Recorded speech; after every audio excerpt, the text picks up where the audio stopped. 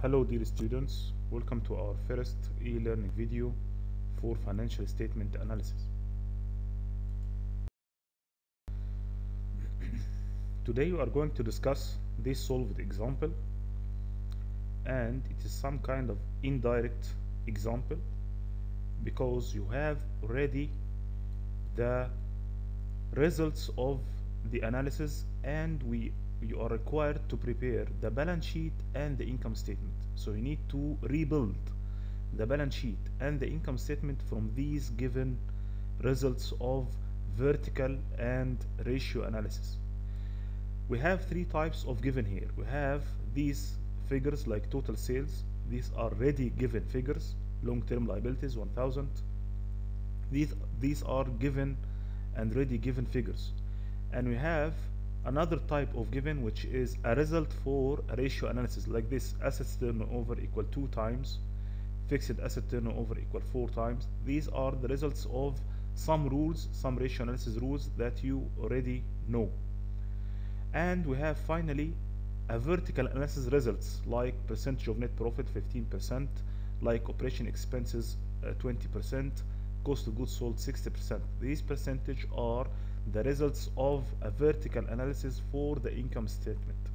So from these given, we need to rebuild the balance sheet and the income statement. How was it before doing this analysis and having these results? The first step to solve this example is to draw a draft for an empty balance sheet. This is an empty balance sheet. We only have long-term liabilities for 10,000 from the given, and all these figures we need to complete later on. You also need to draw an empty or a draft for the income statement, like this. This is the income statement, starts by the sale, and this is given already. This is already given figure.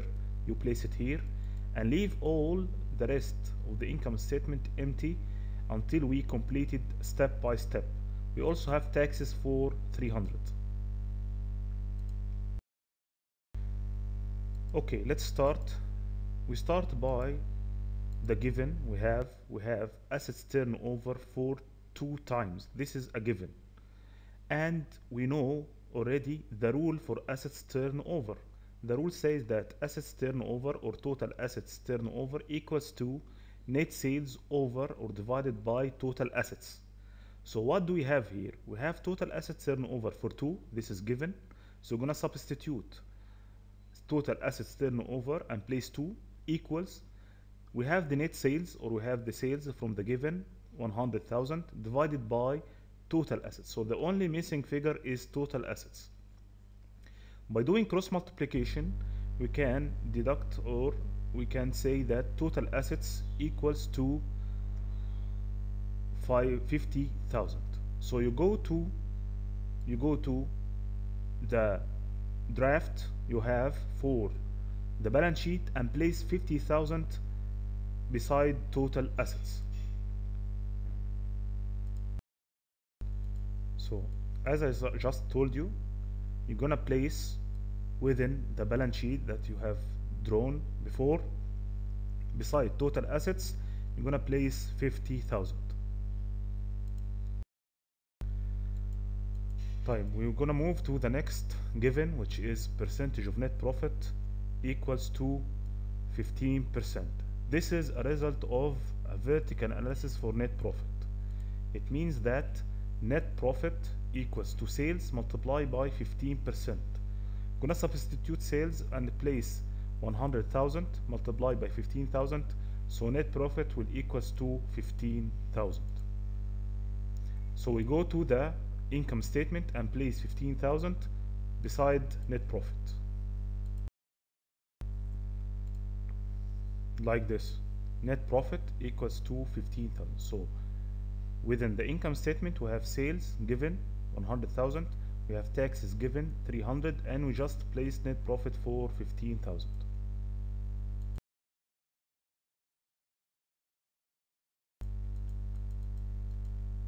For given number 3, we have fixed assets turnover equals to 4 times. This is a result of ratio analysis for fixed assets turnover rule. The rule says that fixed asset turnover equal net sales divided by fixed assets. So we're gonna remove fixed asset and place 4, which is given. We're gonna remove net sales and place 100,000, which is also given, to get the third missing variable, which is fixed assets. By cross multiplication, fixed assets will be equals to 25,000. And we already have total assets for 50. So we can subtract 50,000 minus fixed assets 25,000 and conclude that the current assets equals to 25,000 also. So we go to the balance sheet and place 25,000 for fixed assets, 25,000 for current assets. Here is the draft for the balance sheet. We're going to place fixed assets turnover for 25 and total current assets for 25 as we just calculated. Then we move to the next given, which is account receivable turnover. Account receivable turnover equals to 10 times. This is also a rule that we know. We know that account receivable turnover equals to credit sales divided by accounts receivable. So we can remove account receivable turnover and place 10. We can remove credit sales and say that credit sales equal to sales, which is 100,000, divided by the only missing variable, which is account receivable. By cross multiplication, account receivable will be equals to 10,000, and we can place it in the balance sheet. As we see here, we have account receivable is one of the total current assets items, so we place it here and place 10,000 beside it. So step by step we can see that we are completing the whole balance sheet.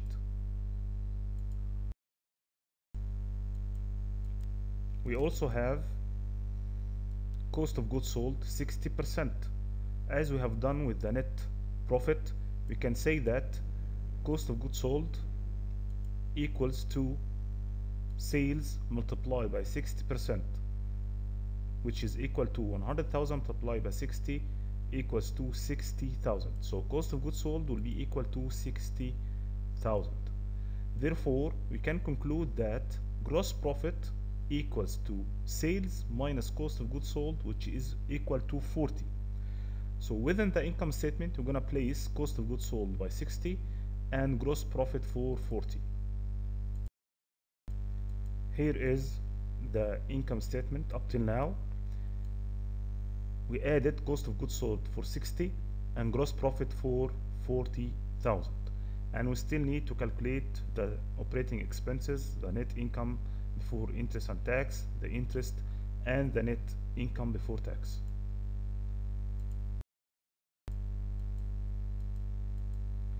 Another given we have here is the inventory turnover equals 6 times.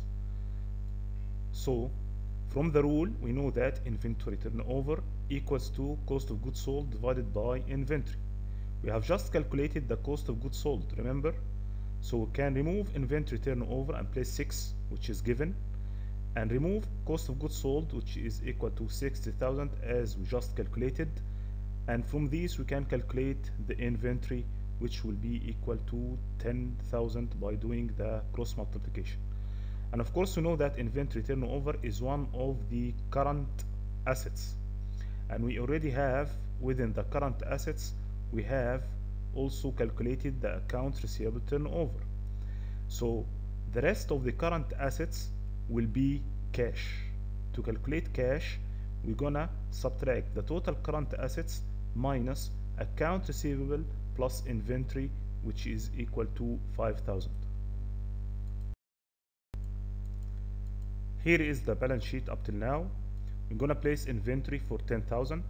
So we have inventory for 10,000, we have account receivable for 10,000, and the total current assets equal to 25. So we can say that 25 minus 10, and cash will be equals to 5. So by now we are done with the asset side. All the asset side is complete, and we still need to calculate the liabilities and owner's equity side. We also have from the given operating expenses for 20%, and as we have done before, this means that 20% from sales is operating expenses. So we can say that sales equal to 100,000 multiplied by 20%, so operating expenses will be equal to 20,000. And of course we can then subtract the operating expenses from the gross profit to get the net profit before interest and tax.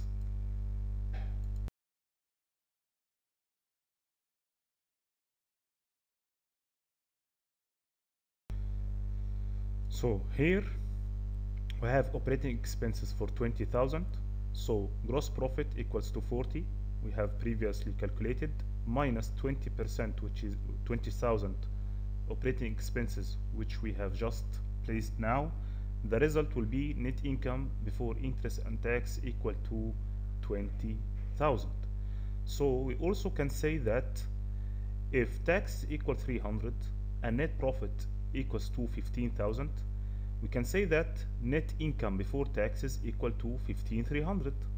So we can say that 15,300 minus 300 equal 15. And if we have net income before interest and tax equal 20,000, and we have net income before taxes equal to 15,300, then we can conclude that the interest equal to the difference, which is 4,700. Now we have another given, which is the current ratio equals to 2.5, and we know the current ratio rule. It says that current ratio equals to current assets divided by current liabilities. So we have the value of current ratio, which is equal to 2.5. We have the current assets we previously calculated equal to 25,000. By doing the cross multiplication, we can say that current liabilities equals to 10,000. And we already know that the long-term liabilities or fixed liabilities also equals to 10,000, and this means that total liabilities equal to 20,000.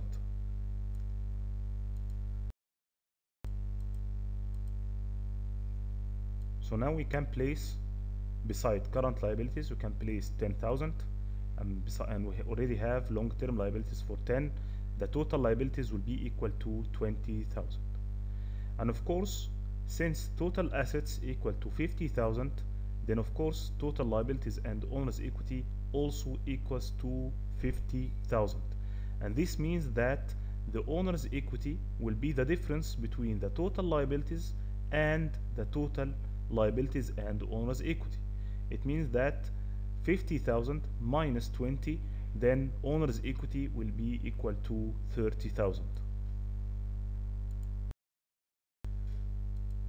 And this will be the final shape for the balance sheet. These are the items, and we have already calculated all the values for the balance sheet. Okay, let's start. We start by, I hope this was helpful, and thank you.